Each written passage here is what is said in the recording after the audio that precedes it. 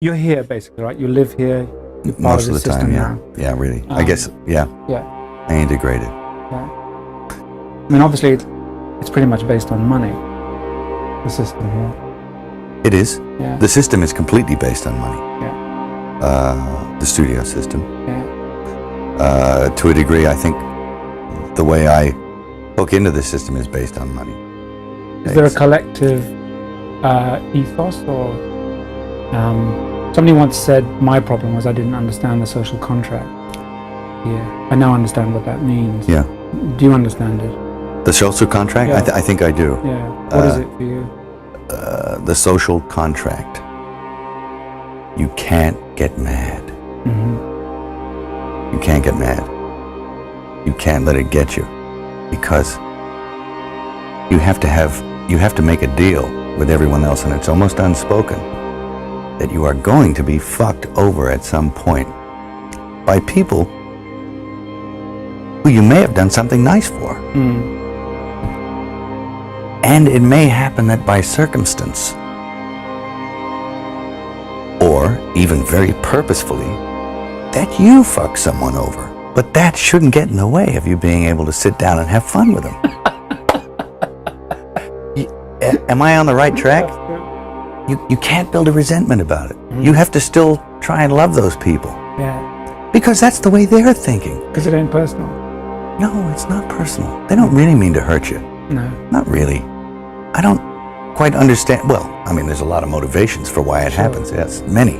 I mean, money will make you do stuff as well, won't it? I mean, Yes. one, them, us, Yes. you know. Yeah, well, whoever. If there's many millions riding on a decision, it's hard to be philosophical. Yes. Yeah. Yeah, very, very hard. Very hard to be, you know, you have to choose what level of integrity you're coming in at. And Okay. and I've often felt it. I've sat there and I have felt the knife slipped firmly in between my shoulder blades and tried to have it shoved through the other side through my heart. I mean, this is a bizarre place. And it doesn't take very long, and I'm sure you've experienced this if you've stayed here for any length of time. You come in, you're fresh from the outside, you're off the boat, from the farm, still got shit on your shoes, you're in here, people are charmed by that, that you've still got shit on your shoes. They're charmed by the fresh approach you bring to it, and that's a real thing. But they're also stroking the shit out of you, you know, licking you all over. And that's kind of good for you, too. It's great. But it doesn't take very long before you realize, or before it gets to you. It's cascading on you all the time. You can't get away from certain attitudes, from certain modes of behavior that this town and the industry dictate. And no matter how strong you are, when you come in off the farm with those convictions and a certain line of attack, no matter how strong you are going to be affected by this place. His whole opinion about women on film, from beginning to end, is very brief. He says, women on film, either naked or dead. Both is better. And it's like, whoa, whoa. The man has got a spiritual malady for a start. I mean, the scary thing is that I think a lot of people think that. Maybe not to that extreme. There are people, well-meaning people, and you'll know within 15 minutes if this is a person you want to work with. Yeah. Christopher Walken, first time I ever did a casting session in America, terrified me. Me too. I mean, fucking hell. I came to meet the guy. They said, oh, he's flying in from God knows where. Yeah, but he didn't need a plane, right? It's like he didn't need a plane. He came in, he was doing all the kind of Scorsese stuff. And I said, have you had a chance to read the script? And he looked at me and he said, do you like my face? And I went, yes. And he said, but that's fucking great, because if you don't, get De Niro. Fuck you, I'm out of here.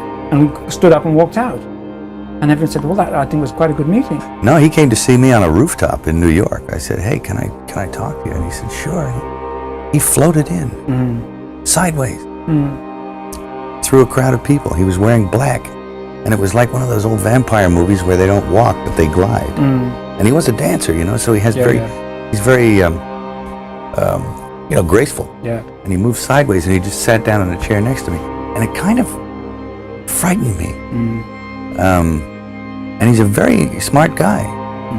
And we started talking, and I didn't, say much of anything about reading the script. Nothing. I just started talking about the Middle Ages, and he began to talk tortures.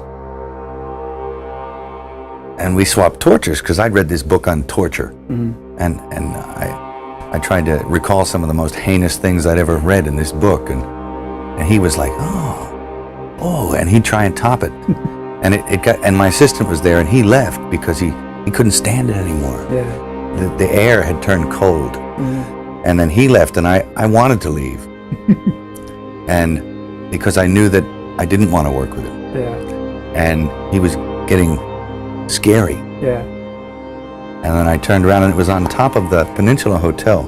I turned around to avoid his steady gaze at one point, and I was looking at a building with the top of the sixes on it. So there was a huge illuminated 666 in red. Yeah. And I went from that to that to that, and he started smiling. And I thought, oh no, Chris Walken is the Antichrist, I'll think, Walken, and you'll resent it for a little while, then you have to let it go. Otherwise, you'll eat yourself alive. And I think it takes that kind of cockroach resilience to survive in this town. When I came over here, I was in my mid-20s. Right. The first time I really came over here. I had a whole bunch of weird paranoid suspicions about what the hell was going on, because there was a lot of stuff I couldn't understand. Right. And nobody was really bothering to explain it to me. They don't. And I formed a bunch of opinions about the town and about the people in it that were like, surely that couldn't be, because a whole place can't be like, Weird Town, where the stranger wanders in and all the people are in the bar and they all shut up when he looks at them, and they tell you don't go into the house on the hill, and it's like that. And then you go away and you think, no, I was wrong. I mean, that's insane thinking. I'm paranoid. I imagined that stuff. That couldn't be the reason for why so-and-so was acting like, could it? And then you find out later on the track that you were exactly on track with a lot of this stuff. Not specifically on track, but that you could, that some of your worst nightmares were real at the time, and you think, now this is what I mean by actually starting to swim up or downstream with the rest of the salmon, eventually, if you stay here long enough. Yeah. You'll find yourself doing that. And you have to, there's a way of doing it without doing it. That takes time. And it takes relaxation. Not being uncomfortable about... Not being uncomfortable. Realizing it for what it is. Projecting. Understanding what it is. Once you understand it, well, then you're not afraid of it anymore, so you can just walk around it, and through it, and then get on with what you tried to get on with in the first place. A place like this can humiliate you. And it can humiliate you, it can be humbling. I mean, it does rip your life to pieces. Is it? If you'll let it. Yeah. And it's always pounding at the walls. It's like these little guys, these little heathens with no soul downstairs with horns on their head with a battering ram trying to beat your walls in.